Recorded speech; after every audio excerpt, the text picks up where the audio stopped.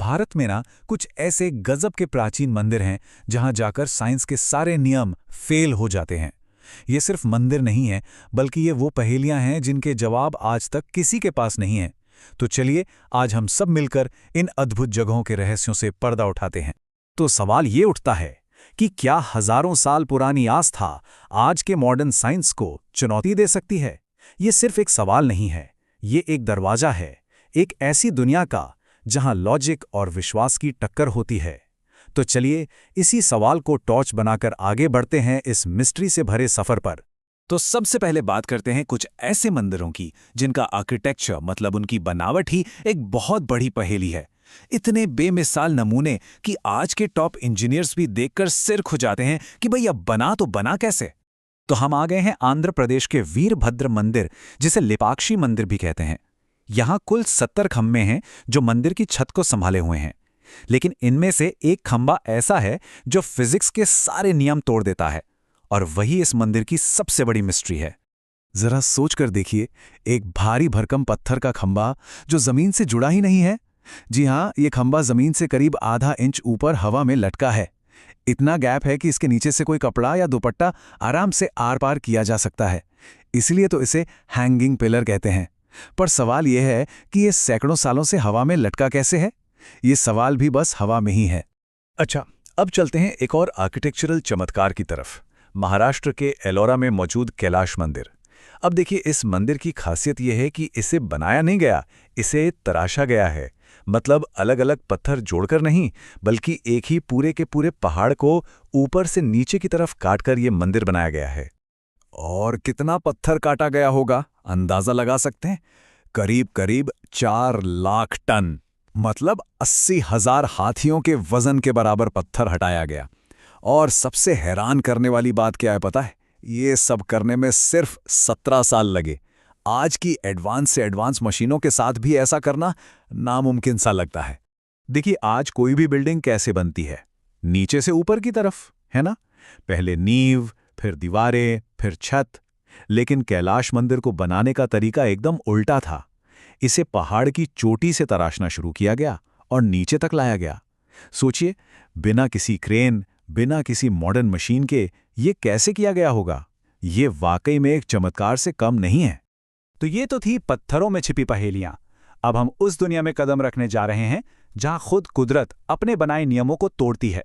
यहां आग, पानी, यहां तक कि जानवर कुछ ऐसा कर दिखाते हैं जो विज्ञान की समझ से बिल्कुल परे है। चलिए चलते हैं हिमाचल प्रदेश। यहां की पहाड़ियों में एक जगह है ज्वाला देवी मंदिर। यहां जमीन से आग की लपटें निकलती हैं। एक नहीं, दो नहीं, पूरी 9 ज्वालाएं। और कमाल की बात यह है कि ये सदियों से जल रही हैं, बिना किसी तेल, बिना किसी लकड़ी के, लगातार। अब ऐसा नहीं है कि किसी ने पता लगाने की कोशिश नहीं की। ब्रिटिश काल से लेकर आज के बड़े बड़े जियोलॉजिस्ट तक सबने इस आग का सोर्स ढूंढने की बहुत कोशिश की। मीलों तक खुदाई भी की गई, लेकिन हाथ कुछ नहीं लगा। ये आग आ कहां से रही है, इसका राज आज भी जमीन के नीचे ही दफन है। अब एक और हैरान करने वाली जगह पर चलते हैं, कुल्लू का बिजली महादेव मंदिर। जैसा नाम है वैसा ही काम है। यहां हर 12 साल में एक अजीब घटना घटती है। आसमान से बिजली सीधे मंदिर के शिवलिंग पर गिरती है और शिवलिंग चकनाचूर हो जाता है।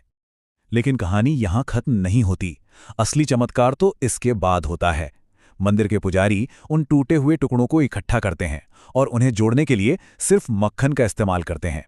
और यकीन मानिए, कुछ ही समय में शिवलिंग वापस अपने असली रूप में आ जाता है, मानो कभी टूटा ही ना हो। है ना कमाल? अब एक कहानी है केरल के एक मंदिर की झील की। यहां 70 सालों से भी ज्यादा समय तक एक मगरमच्छ रहता था। नाम था उसका बबिया। अब मगरमच्छ तो होते हैं खतरनाक शिकारी, है ना? लेकिन बबिया पूरी तरह से वेजिटेरियन था। वो सिर्फ मंदिर का प्रसाद खाता था, चावल और गुड़। और इतने सालों में उसने कभी किसी को कोई नुकसान नहीं पहुंचाया। और अब चलते हैं राजस्थान के देशनोक में, करणी माता मंदिर।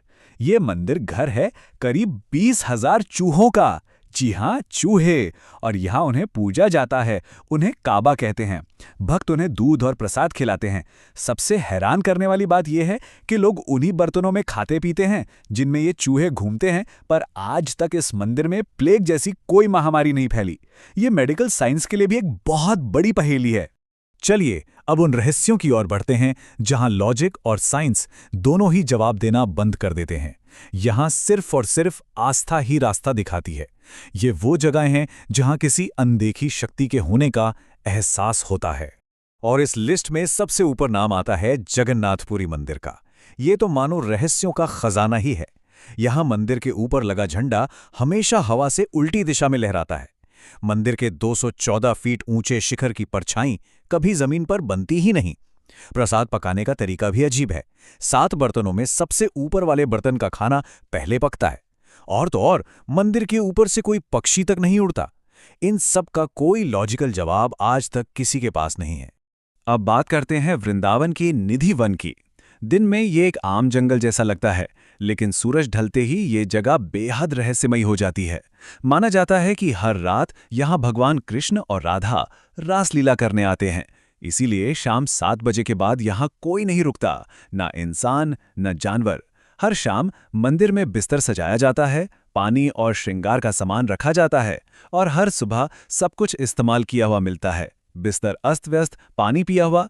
तो सवाल है कि अगर कोई छिपकर रुक जाए तो कहा जाता है कि जिसने भी ये देखने की कोशिश की वो या तो अपना मानसिक संतुलन खो बैठा या फिर अगली सुबह बताने के लिए जिंदा ही नहीं बचा।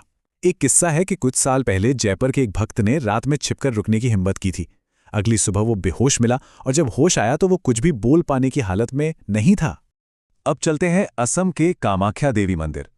ये 51 शक्तिपीठों में से सबसे शक्तिशाली माना जाता है। यहाँ की मान्यता सबसे अलग है। माना जाता है कि यहाँ देवी सती का योनि भाग गिरा था और हर साल देवी रजस्वला होती हैं, जिससे एक उत्सव की तरह मनाया जाता है। हर साल अंबुबाची मेले के दौरान मंदिर के दरवाजे 3 दिनों के लिए बंद कर दिए जाते हैं। गर्भगृह में मूर्ति की जगह पर एक सफेद कपड़ा बिछाया जाता है। कहते हैं कि इन 3 दिनों में पास बहने वाली ब्रह्मपुत्र नदी का पानी भी लाल हो जाता है, और जब 3 दिन बाद दरवाजे खोले जाते हैं तो वो सफेद कपड़ा लाल रंग में भीगा हुआ मिलता है। और पता है यहाँ प्रसाद में क्या मिलता है? कोई खाने की चीज नहीं, बल्कि उसी लाल रंग के कपड़े का एक छोटा सा टुकड़ा भक्तों को प्रसाद के रूप में दिया जाता है। इसे अंबुबाची वस्त्र कहते हैं और इसे बहुत पवित्र माना जाता है। तो ये सब जानने के बाद एक सवाल मन में जरूर आता है कि आज के इस साइंटिफिक जमाने में जब हमारे पास हर क्यों का जवाब है, तब भी ये रहस्य, ये कहानियां आखिर क्यों जिंदा हैं? शायद इसलिए क्योंकि ये सिर्फ पूजा की जगह नहीं है। ये वो जीवित सवाल हैं जो हमारी जानकारी को, हमारे ज्ञान को चुनौती देते हैं। ये वो पॉइंट है जहां आकर साइंस की सड़क खत्म होती है और विश्वास और आश्चर्य का एक नया रास्ता शुरू होता है। ये हमें याद दिलाते हैं कि हम सब कुछ नहीं जानते। तो एक आखिरी सवाल, इस दुनिया में जहां हर कोई जवाब ढूंढ रहा है, वहां एक ऐसे रहस्य की क्या कीमत है जिसे शायद कभी सुलझाया ही नहीं जा सकता? शायद कुछ रहस्यों की खूबसूरती उनके जवाबों में नहीं, बल्कि उन सवालों में ही होती है जो वो हमसे पूछते हैं। ये सवाल हमारी सोच को, हमारी कल्पना को जिंदा रखते हैं।